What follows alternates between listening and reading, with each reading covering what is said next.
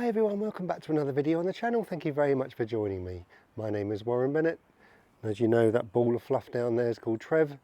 And we've got a lovely sunny day actually today. So I'm really looking forward to showing you this video of how to compress the ball and how to kind of really de-loft this club and compress that club into the ball and give that ball more chance to kind of create some more distance for you, but doing it in the right way. And I've got a nice simple little exercise, little drill to show you kind of how to give this club a bit more chance to kind of strike down, more lag and obviously more distance. So sometimes in a golf swing it's not about hitting it harder, it's just about hitting it better.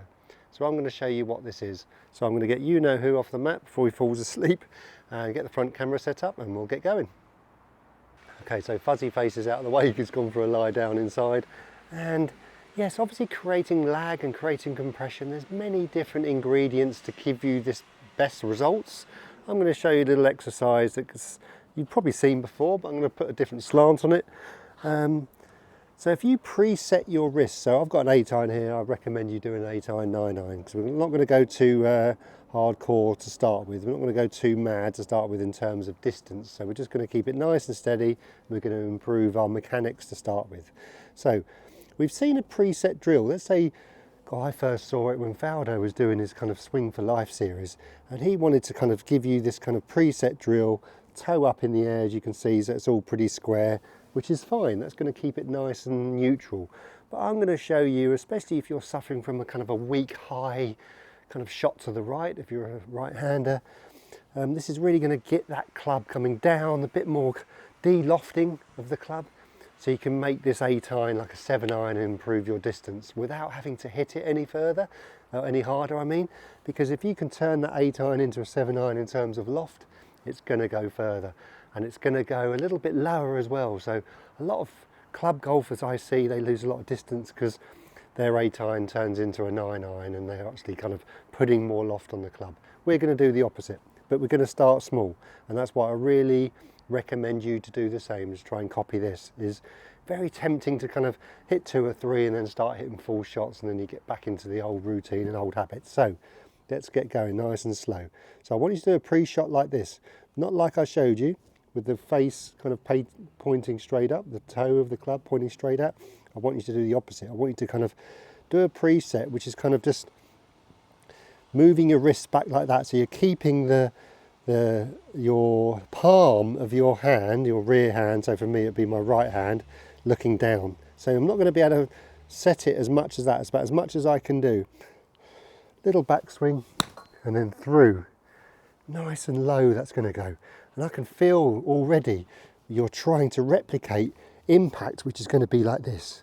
Now obviously that's way exaggerated, but you'd rather be that side of the fence, you can see the line, than getting this club catching up with you and you have to sit behind it, wait for the club to come through, and you're really going to lose distance and strike in any form whatsoever.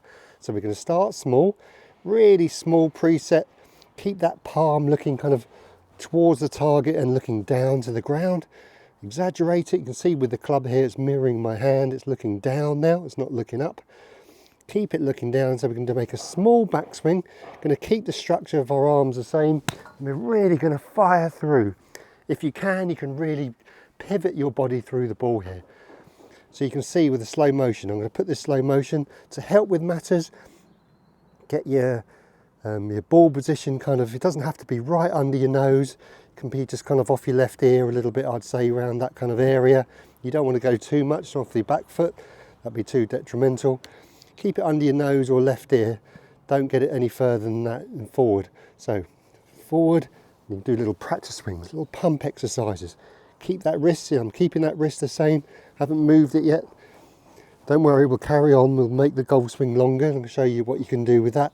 So preset, you can see I haven't moved my hands back yet. Keep my right hand looking down, keep the club looking down. So I'm keeping the club shutter, and you're really going to keep that hands forward. See how low I have to get the club back to the ball. Right, I'm going to show you a slow motion swing here. Small back swing, really, that's as far as you're going to go. Remember, you're going to let go. That's not a real swing at the moment, but we're going to let go, back swing and follow through in a minute. but we're practicing getting the hands in a position forward. You can see there I'm turning the 8 iron into probably a 6 or a 5 iron there. Obviously ridiculous. Okay, precept down, that's as far as I can go. If you can only go there, that's fine. Exaggerate, exaggerate, exaggerate. You can see I'm really coiled there. I'm really pushing my hands down, keeping that angle. So really, basically, I'm keeping my right wrist angle, but my right wrist angle is slightly different. It isn't set. I haven't set or hinged in the position where I probably would in a normal swing. I've kind of kept it. I don't know how you would describe it really. I'm just kind of keeping my palm down, so I'm really locking my wrist there. And then I'm just keeping in that position all the way. You can do little exercises like that, and you can see this through swing. I'm keeping my hands ahead of the ball because they're going to be, because I've still got the wrist angle. Obviously when you let go and hit a normal swing you won't do that. We're feeling a mile to gain an inch here. So exaggerate, little backswing, exaggerate, keeping that angle as much as you can. So now we can go a little bit further either side of the ball. We're not going to go full out, so we're not going to hit it full out this time still. So if you're not sure what your wrists are doing in terms of are they in the right position, look at the club face. My club face is pretty much looking back at the ball still, so I know I'm in a good position. Little longer, and you can kind of let that angle go a little bit. So you're kind of keeping it, and then just letting it go. So there's a little bit of element of timing in this. So it's not as easy as just kind of, what you don't want to do is just keep that angle all the way through, obviously not. But you're kind of letting it go from about here. And that's the benefit of taking a little bit of pace off the swing as well, because it gives you that awareness time. So that's the benefit of that, and then you can always build up the speed when you become a little bit more familiar. Right, let's keep going. Preset, check it, beautiful. The backswing, I'm kind of keeping it. Obviously the club's going to be a little bit more shut than normal. That's okay, because we're just keeping it, that structure of our wrists, we're keeping it all the way through until about just after impact. And then obviously the quicker the swing, the more the wrist won't be able to hold it. So there's going to be an element of the club having to kind of drop down and kind of square up into you anyway. But there's going to be an element of that in your follow through and in your impact position, we call it. So I'll show you the difference. Sure Trev's okay. So I'll show you the difference between a drill, really small. You can see there I'm really having to get down. You can see I've kept that impact position, kept that angle. And in between a kind of a longer drill, so I'm going to show you the difference between impact and what it looks like here, between the split screens. A little bit further. Oh, remember it's exaggerated. That's not your golf swing to take out onto the first tee, but this is structured practice and a little bit more practice to kind of get internal into your golf swing and change what you want to change in terms of here, compression, getting the club face a little bit more square for longer instead of having to kind of manipulate too much with your hands and arms, which I'm a fan of. But if you find that difficult, try this exercise. You will see a massive change in ball flight. The ball flight will come down considerably. If you've hit this high shot and you're losing distance, and I've played with many golfers, club golfers, who into not even a strong wind, it'd be like a 10-15 mile an hour wind and the ball just kind of parachutes down and it's not continuing going forward. Obviously there has to be some sort of what we would call softness in the last bit of the flight to come down. You can't just keep going forward all the time, but what you don't want to do is this thing kind of just falling out the sky 2/3 of the way through the flight. And let's just continue. You can just hit loads of balls like that, practice swings. You can see I'm starting to kind of let go a little bit in my head. This is new for me, by the way. This is not natural for me to do this, so you're seeing me do it for the first time pretty much. Preset, you can do little exercises. You can check it, you can come back to that same position. Yep, that's where it is. So if I'm kept that wrist angle like it was at the start, look how much lag there is. So middle of my hands are past the ball already, and the club's still way back behind my right foot. Beautiful. Really going to kind of squeeze that club that's naturally got a little bit of height, and it's more importantly it's behind, and that's going to strike down. And then all I have to do is turn through the ball and keep that wrist angle until, like I said, about here, and then you can just obviously now let it go. That's the difficult bit. But remember, you don't have to be this much when you come to hit a ball, full out that is. And you won't be anyway, because the speed of that club face will square you up anyway. You won't be able to hold it.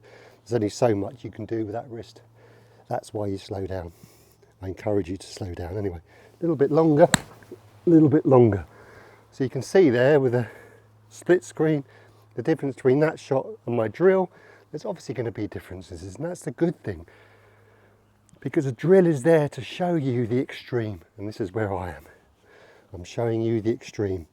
Drill, small, really through, beautiful. That thing is not going to go high and right on me. And then I'm going to let this one go, do a few practice swings, or one practice swing, really feel it. Feel that hand still looking down, look at that. It's not this way. I see too many people release it and their right hand's looking up. We're doing the opposite. Your rear, your backhand is looking still down. Beautiful, look at that. Turning that 8 iron into a 5 there. And then we're going to let it go. So we're not going to do preset this time. We're going to just feel a little bit of that on the way through. Oh, that felt different. Obviously it's not going to be where we are at the drill, that's for certain. I love exercises like this, and I hope you will like this one too. It's very simple. It's a great one to do at home because you don't need to actually hit a ball. You can just do preset exercises even without a ball. So you can just kind of kick your wrists back like that and make sure you keep that structure. It's really going to keep these wrists in a position that's like bossing the club. You're not letting that club ever flick past you. So keeping those hands ahead of the ball is one of the internal ingredients that a lot of elite golfers do. And they have that ball striking, that control, and that control in elevation as well. So I recommend you doing this, but remember, start off small, start off slow.